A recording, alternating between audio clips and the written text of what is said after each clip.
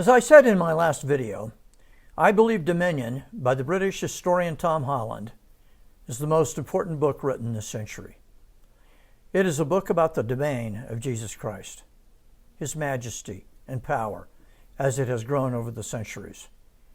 It has become the most powerful cultural force ever known to mankind.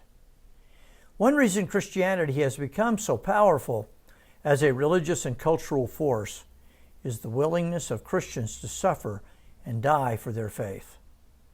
And Holland takes up that theme at this point in his book. Chapter 4 is entitled Belief, AD 177. In this chapter, Holland introduces us to Blandina, a 15-year-old slave girl who died for her faith. Quote, "All Christians, no matter where they were, had to live with the knowledge that they might be lynched. Blandina was a slave, a slight, frail, despised woman. That she might be set among the elite of heaven, seated directly within the splendor of God's radiant palace, ahead of those who in the fallen world had been her immeasurable superiors, was a potent illustration of the mystery that lay at the heart of the Christian faith. The willingness of Christians to embrace excruciating tortures was founded on an awesome conviction that their Savior was by their side." End quote. Christianity has always been beset by various heresies, but in this era they all seem to have one thing in common: the denial that Jesus Christ might have actually literally suffered death. One of the leading lights of this era was Irenaeus. He never doubted for a moment that he was engaged in a battle of ideas. Holland says the Christian church created something never before seen in the world, a citizenship not based on birth, descent, or legal status, but on belief alone. Holland then moves his narrative to what was probably the greatest city in the Roman world, Alexandria on the north coast of Egypt. There, emperor worship was demanded and enforced with violence. Out of this cauldron came one of the great figures of Christian history, Origen.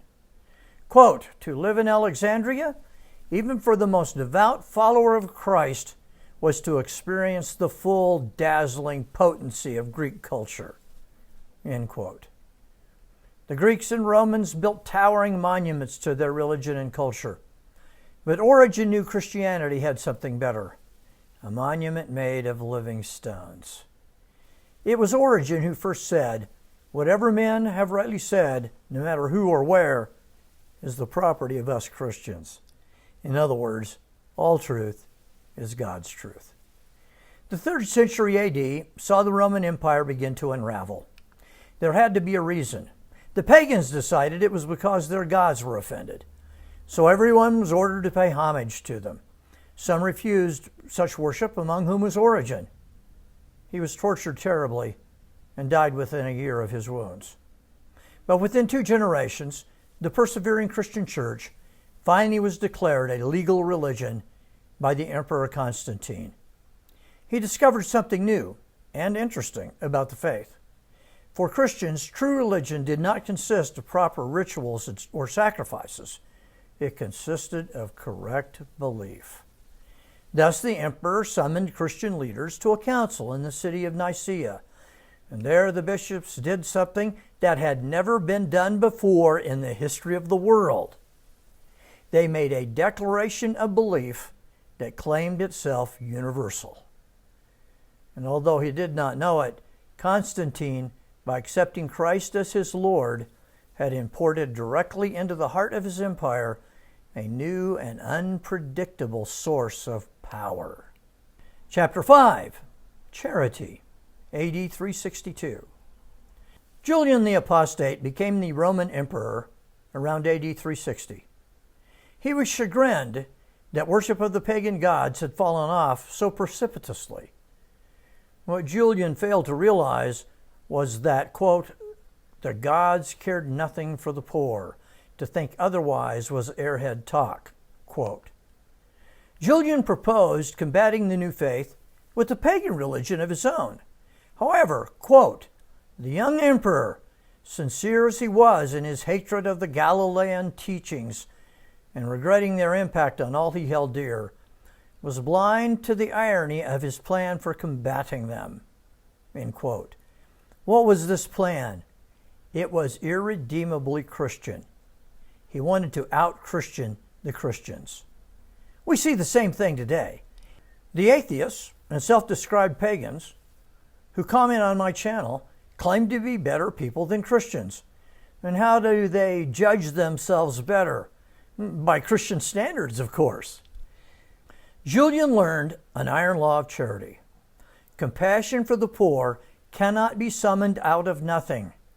In other words, atheism and paganism and all other modern religions have no power to change the human heart. Holland uses as his example two of the most powerful Christians of the era, the brothers Basil and Gregory. The logic that summoned compassion out of these two wealthy brothers, quote, derived from the very fundamentals of their faith, end quote. There was no human existence so wretched that it did not bear witness to the image of God. It was, at this time, the 4th century AD, that Gregory took that logic of the image of God to its logical conclusion. He called for the abolition of slavery. So far as we know, he is the first to do so, and he did it on the basis of the Christian worldview. Quote, "Lepers and children were not the most defenseless of God's children," end quote. Across the Roman world, babies abandoned by their parents was a common sight. Up to this time, virtually everyone was accepting of parents, exposing their unwanted children, and thus killing them. That is, until Christians arrived on the scene. Many were like Macrina, Gregory and Basil's sister. She rescued abandoned girls and took them home to raise as her own. Meanwhile, in Gaul, in what would be modern-day France, a new kind of hero was emerging, a Christian one. He is seen as heroic not because he wields political or military power, but because he eschews both. Martin of Tours becomes a bishop precisely because he does not want to be one. Martin wields power because he rejects it, laying down his life for the weakest of his subjects.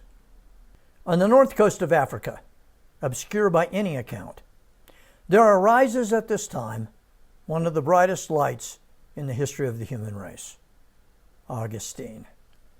Augustine is famous for a host of reasons. I remember in graduate school at a secular university reading about his towering influence on the study of history. In this chapter, Holland focuses on Augustine's rejection of the teachings of Pelagius, who was sort of a modern liberal, arguing that people are basically good and can live righteous lives under their own power. According to Holland, Augustine held, quote, that Christians might live without sin was not merely fantasy, it was a pernicious heresy, end quote. It was a fallen world we live in, but one that could be delivered by light from heaven. Man's basic nature is today one of the most important doctrines being debated, and the rejection of the Augustinian view is extremely destructive. In our next video, we will see how Christianity continues to become a greater and greater cultural power, eventually becoming the greatest in the history of the world.